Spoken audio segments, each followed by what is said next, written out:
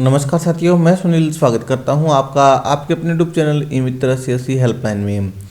जैसा कि आप देख सकते हो, पीएम कुसुम योजना सिंचाई में मददगार साबित होंगे सोलर, यानी कि सोलर योजना के लिए ऑनलाइन आवेदन के बारे में। सोलर ऊर्जा पंप संयंत्रों पर किसानों को मिलेगा अनुदान, यानी किसानों को मिलेगी सब्सिडी। आवेदन 31 मार्च तक। अब किसान है जो 31 मार्च तक ऑनलाइन आवेदन करवा सकते हैं। पहले आओ पहले पाओ किसमें नीति अपनाई जाएगी, आप यहाँ पे देख सकते हो। पहले आओ पहले पाओ इस योजना के तहत आपको है जो सोलर मिलने वाला है। तो उम्मीद है आज की इस वीडियो में हम बात करेंगे कि आप सौर ऊर्जा के लिए ऑनलाइन आवेदन किस प्रकार से कर सकते हैं और आवेदन करते समय आपको किन बात का विशेष रूप से ध्यान रखना है। तो चलिए वीडियो शुरू करते हैं। इससे पहले निवेदन है, चैनल को सब्सक्राइब कीजिए, बेल आइकन को प्रेस कीजिए। तो इसके लिए हमें सबसे पहले आ जाना है rajkisan.rajasthan.gov.in इस पोर्टल पे। यहाँ पे हमें एक ऑप्शन दिखाई दे रहा है किसान नागरिक लॉगिन, आपको इस पे क्लिक करना है। जैसे ही आप इस पे क्लिक करते हो पेज रिफ्रेश होता है और आपके सामने कुछ इस प्रकार से एक है नया पेज आ जाता है। इसके लिए जरूरी दस्तावेज हमारे पास में जन आधार कार्ड भी होना चाहिए। जन आधार कार्ड से ही ऑनलाइन आवेदन किया जाएगा। अगर जन आधार कार्ड नहीं है तो आप ऑनलाइन आवेदन नहीं कर सकते। कुछ इस प्रकार का पेज आपके सामने आता है। यहाँ पे देखिए आपको बोल रहा है जन आधार नंबर भरें, तो आपका जो भी जन आधार कार्ड नंबर होता है वो यहाँ पे आपको डाल देना है। 100,000 आपका जो भी जन आधार कार्ड नंबर है। इसके बाद में आगे आपको नीचे एक सबमिट का ऑप्शन दिखाई दे रहा है, आपको इस पर क्लिक करना है। जैसे ही आप सबमिट का ऑप्शन पे क्लिक करोगे, यहाँ पे आपको उस देश को सेलेक्ट करना है जिसके नाम से आपको ऑनलाइन आवेदन करना है। इसके बाद में आपको OTP भेजे वाले ऑप्शन पे क्लिक करना है। कुछ इस प्रकार का एक पेज आपके सामने आएगा। यहाँ पे आपको सेलेक्ट कर लेना है। 3 तरीके के आपको ऑथेंटिकेशन करने का ऑप्शन मिल रहा है, एक OTP से, दूसरा चेहरा प्रमाणीकरण से और तीसरा यहाँ पे आप देख सकते हो व्यक्तिगत पहचान के अनुसार आप है जो इसमें वेरिफिकेशन इसका कर सकते हो। तो चलिए हम OTP से ही इसका वेरिफिकेशन करते हैं, यानी कि आधार कार्ड में जो नंबर लगा हुआ है उस नंबर पे एक OTP आएगा। OTP लगा करके आपको प्रमाणीकरण करे वाले ऑप्शन पे क्लिक करना है। जैसे ही आप OTP लगा करके प्रमाणीकरण करे वाले ऑप्शन पे क्लिक करते हो तो पेज इस प्रकार से आपके सामने आ जाता है। डिपार्टमेंट ऑफ विभाग आप यहाँ पे देख सकते हो, कृषि विभाग, डिपार्टमेंट ऑफ एग्रीकल्चर। कुछ इस प्रकार का पेज आपके सामने आ गया। अगर आपने पहले कभी आवेदन किया है तो इस प्रकार का पेज आ जाएगा। अगर आपने पहले कभी आवेदन नहीं किया है तो सबसे पहले आपको प्रोफाइल क्रिएट करने के लिए बोलेगा, तो आपको प्रोफाइल क्रिएट करनी है। प्रोफाइल क्रिएट के अंदर आपके जन आधार कार्ड में बैंक अकाउंट लिंक होना चाहिए। जैसे ही आपके सामने एक पेज आएगा, पेज आते ही आपको सबसे पहले डिटेल कंफर्म करनी है।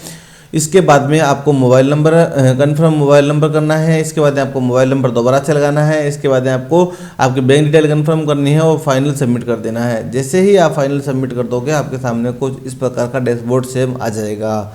अगर आपके पहले आवेदन किया है, इसके बाद में कुछ आपके आवेदन के अंदर डिटेल अपडेट है, यानी कि आपने बैंक अकाउंट वाला डिटेल अपडेट करवा दिया है, तो यहाँ पे आप देख सकते हो जन आधार पर डाटा को राज्य किसान डाटा पोर्टल पे अपडेट करने के लिए यहाँ क्लिक करें, तो आपको इस पर क्लिक करना है। जैसे ही आप इस पर क्लिक करोगे, आपका डाटा है जो पूरा अपडेट हो जाएगा। जन आधार वाला डाटा यहाँ पे आ जाएगा, जैसे बैंक अकाउंट, कोई सीमांत लघु किसान का डिटेल आपने अपडेट करवाया है, कुछ भी अपडेट करवाया है तो वो यहाँ पे ऑटोमेटिक ही आ जाएगा।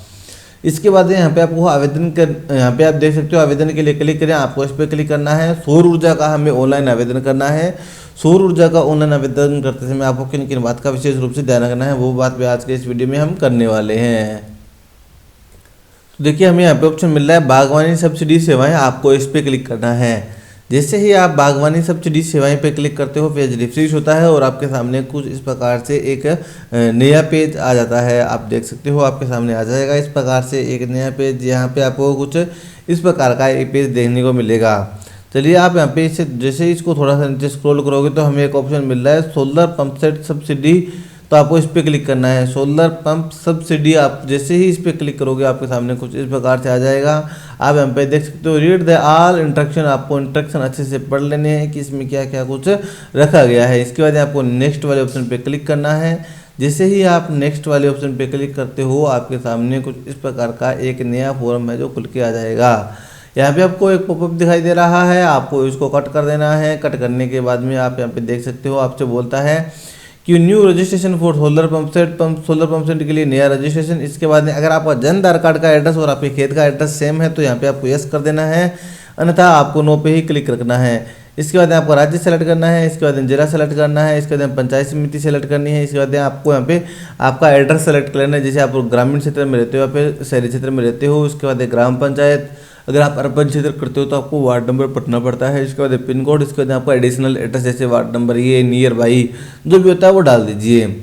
इसके बाद ये आपको बोलता है कि सोर्स ऑफ इग्निशन, आपके पास में इग्निशन का सोर्स क्या है, तो डिग्गी बनी हुई है या फिर फार्म पॉन्ड है या फिर जल होज है या फिर ओपन है या फिर ट्यूबवेल है या फिर हैवी वाटर हार्वेस्टिंग स्ट्रक्चर लगा हुआ है। तो हमारे पास में ज़्यादातर ट्यूबवेल होते हैं तो हम यहाँ पे ट्यूबवेल सेलेक्ट कर लेते हैं।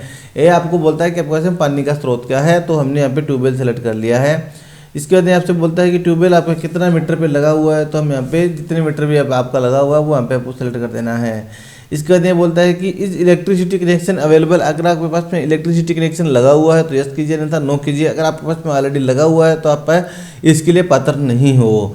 Availability of diesel pump set generator set, आपके पास में डीजल पंप सेट जनरेटर है तो यस कर दीजिए, नहीं था नहीं आप कर सकते हो। इसके बाद आपको बोलता है कि आप कौन सी फसल के लिए लेना चाहते हो, तो आप यहाँ पे कौन सी फसल के लिए लेना चाहते हो वो यहाँ से सेलेक्ट कर देना। जैसे मैंने यहाँ पे सेलेक्ट कर लिया। इसके बाद यहाँ पे बहुत सी फसलों के नाम आ जाते हैं, वो यहाँ पे आपको सेलेक्ट कर लेना होता है। जैसे कि मैंने यहाँ पे ये सेलेक्ट कर लिया। आपको बोलता है कि रबी फसल के लिए, खरीफ फसल के लिए, जितनी भी फसल के लिए है आप यहाँ पे सेलेक्ट कर लीजिए। थोड़ा सा नीचे स्क्रॉल करते हैं, आपको बोलता है कि फार्मर टाइप कौन सा है, जैसे माइग्रेशन है अथवा स्मॉल है तो वो सेलेक्ट कर लेना है। यहाँ पे ये सेलेक्ट नहीं होगा क्योंकि ये जन आधार कार्ड में अपडेट करना पड़ेगा। जन आधार कार्ड में अपडेट करने के बाद यहाँ पे ऑटोमेटिक आ जाएगा। इसके बाद में बोलता है हाईटेक एग्रीकल्चर हॉर्टिकल्चर एरिया, आपका एग्रीकल्चर तो हॉर्टिकल्चर एरिया क्या है, जैसे कि हमने यहाँ पे सेलेक्ट किया था ट्यूबवेल, तो यहाँ पे ट्यूबवेल नहीं आ रहा तो आपको यहाँ पे ट्यूबवेल लिख देना है। इसके बाद ये आपको बोलता है यस कर देना है। इसके अंदर ये आपसे बोलता है कि अवेलेबल है तो यहाँ पे यस कर देते हैं। इसके अंदर एप्लीकेशन अंडर प्रोसेस, यहाँ पे आपको कुछ नहीं करना है। यहाँ पे आपको आपका जो भी मीटर होता है, जैसे हमने पीछे 50 मीटर किया था तो यहाँ पे आपको 50 मीटर डाल देना है। थोड़ा सा नीचे स्क्रॉल करते हैं, आपको बोलता है कि आप कौन सी कंपनी का लेना चाहते हो, तो आप जिस भी कंपनी का लेना चाहते हो वो यहाँ पे डाल दीजिए। आपने जिस भी कंपनी का सोलर लेना है उस कंपनी का नाम यहाँ पे डाल दीजिए। जैसे हम शक्ति पंप का सेलेक्ट करते हैं। इसके बाद में required pump type water source, यहाँ पे आपको सबमर्सिबल चाहिए अथवा सरफेस चाहिए तो हम यहाँ पे सबमर्सिबल सेलेक्ट कर लेते हैं। इसके बाद आपको बोलता है कि एसी चाहिए अथवा डीसी चाहिए तो वो यहाँ पे आपको सेलेक्ट करना है। इसके बाद में बोलता है कि मोटर टाइप वाटर फील्ड में आगे वाटर के अंदर मोटर जाएगी। उसके बाद कंट्रोलर आपको कौन सा चाहिए, नॉर्मल चाहिए था यूएसपीसी वाला चाहिए तो वो यहाँ पे आपको सेलेक्ट कर लेना है। इसके बाद बोलता है आपको 10 HP का में नॉर्मल ऑप्शन मिलेगा, 10 HP का ही सिलेक्ट करना पड़ेगा। इसके बाद यहाँ पे आपकी खेत की जमाबंदी अपलोड कर देनी है। इसके बाद वाटर सोर्स सर्टिफिकेट यहाँ पे अपलोड करना है। अब वाटर सोर्स सर्टिफिकेट कौन सा है अगर आपको नहीं पता तो यहाँ पे आपको एक डाउनलोड करने का फॉर्मेट मिल रहा है। आप जैसे ही इस पर क्लिक करोगे एक वाटर सोर्स सर्टिफिकेट हमारे सामने आ जाएगा, देख सकते हो। तो ये नॉर्मली है, ये भर करके आपको और यहाँ पे अपलोड करवा देना है। अब इसमें किस किस के साइन करवा सकते हो वो आप यहाँ पे देख सकते हो। पटवारी, पंच, सरपंच, कृषि पर्यवेक्षक किसी के भी साइन करवा करके इसको नॉर्मली अपलोड कर सकते हो। भरने का तरीका सभी को पता है, किसान का नाम आ गया, किसान के पिता का नाम, जाति और एड्रेस आ जाएगा। उसको मेरे पास कितने हेक्टेयर भूमि हेक्टेयर, जैसे 1 हेक्टेयर 2 हेक्टेयर 5 हेक्टेयर जितनी भी है, उसका खसरा नंबर क्या है, कौन से गाँव में आती है, कौन से पटवार सर्कल के अंदर आती है, और इसमें जो हमारा बना हुआ है वाटर सोर्स सर्टिफिकेट यानी कि हमारा जो ट्यूबवेल लगा हुआ है वो कितने मीटर पे लगा हुआ है, यहाँ पे हम ट्यूबवेल लिख देंगे, हस्ताक्षर किसान क्या जाएंगे और जो प्रमाणित करता है वो अपना यहाँ पे हस्ताक्षर डिटेल पूरी भर के हमें दे देगा। तो ये नॉर्मली है वाटर सोर्स सर्टिफिकेट। जल स्रोत प्रमाण पत्र आ जाएगा। जल स्रोत प्रमाण पत्र कैसे बनाना है मैंने आपको बता दिया है। इसके बाद जल स्रोत प्रमाण पत्र हमारा जो भी होता है वो यहाँ पे आपको अपलोड कर देना है। इसके बाद यहाँ पे आपको जितने भी चेक बॉक्स दिखाई दे रहे हैं इन सभी पे क्लिक करना है और सबमिट वाले ऑप्शन पे क्लिक कर देना है। तो ऐसे आप सोलर ऊर्जा के लिए ऑनलाइन आवेदन कर सकते हो। सोलर ऊर्जा के लिए ऑनलाइन आवेदन करते समय वाटर सोर्स सर्टिफिकेट का हमें जरूरत पड़ती है। तो वाटर सोर्स सर्टिफिकेट भी मैंने आपको बता दिया है किस प्रकार से आपको अपलोड करना है, किस प्रकार से बनवाना है। उम्मीद है आज के इस वीडियो में दी गई जानकारी आपको समझ में आ गई होगी। जानकारी अच्छी लगी है तो चैनल को सब्सक्राइब कीजिए। फेसबुक पे देख रहे हैं तो पेज को फॉलो कीजिए। इस वीडियो को आपके दोस्तों के साथ में शेयर कीजिए। चलिए मिलते हैं नई वीडियो नई अपडेट के साथ, तब तक के लिए जय हिंद जय भारत, धन्यवाद।